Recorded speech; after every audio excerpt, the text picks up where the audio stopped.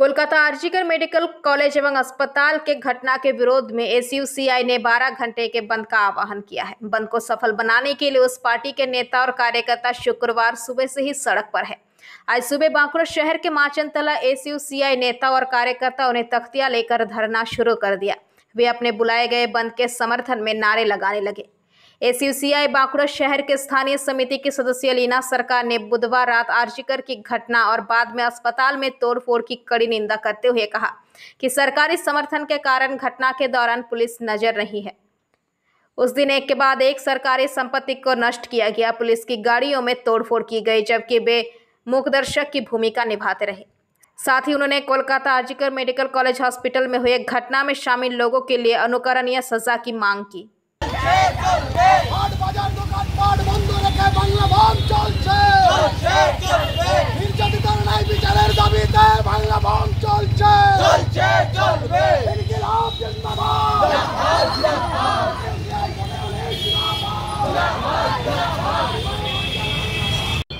আমরা মনে করি না কোনো একজন দুষ্কৃতীর পক্ষে এই সংগঠিত অপরাধ যা ঘটেছে সেটা সম্ভব নয়। এর সাথে হাসপাতালের যারা ডাক্তার হোক কর্মী হোক তারা যুক্ত আছে, সেটা দ্রুত তদন্ত করতে হবে এবং আমরা মনেই করি না যে একজনের দ্বারা এটা সম্ভব। এখনো কেন গ্রেফতার হলো না, এটা আমাদের কাছে একটা বিস্ময়কর ব্যাপার। কারণ আমরা দেখেছি প্রথম দিনেই যেভাবে মৃতদেহ পড়েছিল ছাত্রীর, সেটা সাধারণ মানুষের চোখেও মনে হবে না যেটা আত্মহত্যা, অথচ প্রথমে পুলিশ তার বাড়িতে ফোন করেছিল এটা আত্মহত্যা। ফলে আমরা মনে করি প্রথম থেকেই বিষয়টিকে ধামা চাপা দেওয়ার একটা প্রচেষ্টা হাসপাতাল প্রশাসনের পক্ষ থেকে এবং পুলিশ প্রশাসনের পক্ষ থেকে। ফলে এই ঘটনার ধামা চাপা দেওয়ার জন্য এবং ধর্ষিত যে ছাত্রী তার খুন প্রমাণ লোপাটের জন্য হাসপাতাল প্রশাসন সহ একটা চক্র তারা লোপাটের জন্য তারা সময় নিচ্ছে এবং আপনারা দেখেছেন আরজিকরে সংস্কার কাজ চলছে। ফলে এটা কিভাবে যদি প্রশাসন সিবিআই এসছে, আমরা আশা করছি তাদের কাছে তারা দ্রুত তদন্ত করবে এবং বাকি যারা দোষী তাদের গ্রেফতার করবে এবং হাসপাতালে যে বর্ষিরাতে যে হামলা তার সিসিটিভি আপামর জনসাধারণ দেখতে পাচ্ছেন। ফলে সেক্ষেত্রেও তাদের গ্রেফতারের দাবি আমরা তুলছি। রাজ্যের মুখ্যমন্ত্রী ভূমিকা কি বলবেন? আমরা রাজ্যের মুখ্যমন্ত্রী প্রথমে দ্রুততার সাথে ওনার অত্যন্ত তৎপরতা দেখেছি, যেটা অন্য ক্ষেত্রে আমরা দেখিনি। উনি প্রথমে বাড়ির লোকেদের সাথে কথা বলে সিবিআই তদন্ত চেয়েছেন, কিন্তু আদপে উনি কিন্তু ঘটনার যদি প্রকৃত তদন্ত তার পুলিশের সাহায্য নিয়ে তিনি সৎ উপায়ে করার চেষ্টা করতেন, আমার মনে হয় এর জন্য সিবিআই এর বিরাট কিছু প্রয়োজন লাগতো না।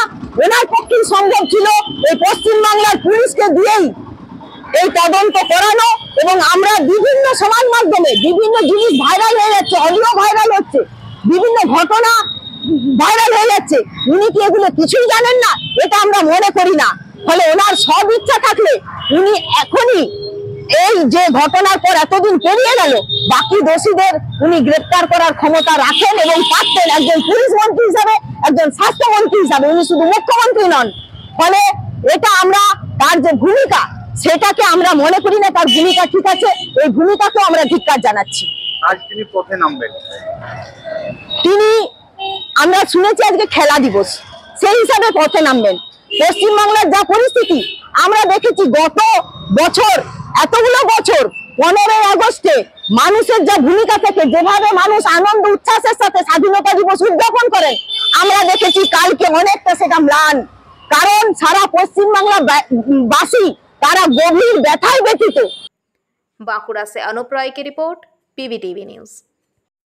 नियमित अपडेट एवं दुनिया भर की ताज़ा खबरों के लिए हमारे फेसबुक पेज को फॉलो एवं यूट्यूब चैनल को सब्सक्राइब करें। রানীগঞ্জ শহরের এনএসবি রোডে অবস্থিত সুসজ্জিত এবং মনোরম পরিবেশে অতিথিদের পরিষেবার জন্য তৈরি অতিথি in hotel and restaurant. Hotel অতিথি ইন পরিষেবায় থাকছে অত্যাধুনিক সুবিধাযুক্ত এসি রুম।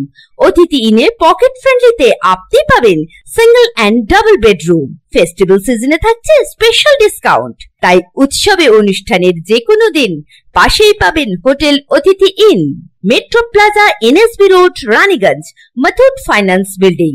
যোগাযোগ করুন এই নাম্বারে 7872933666 এবং 9434133666।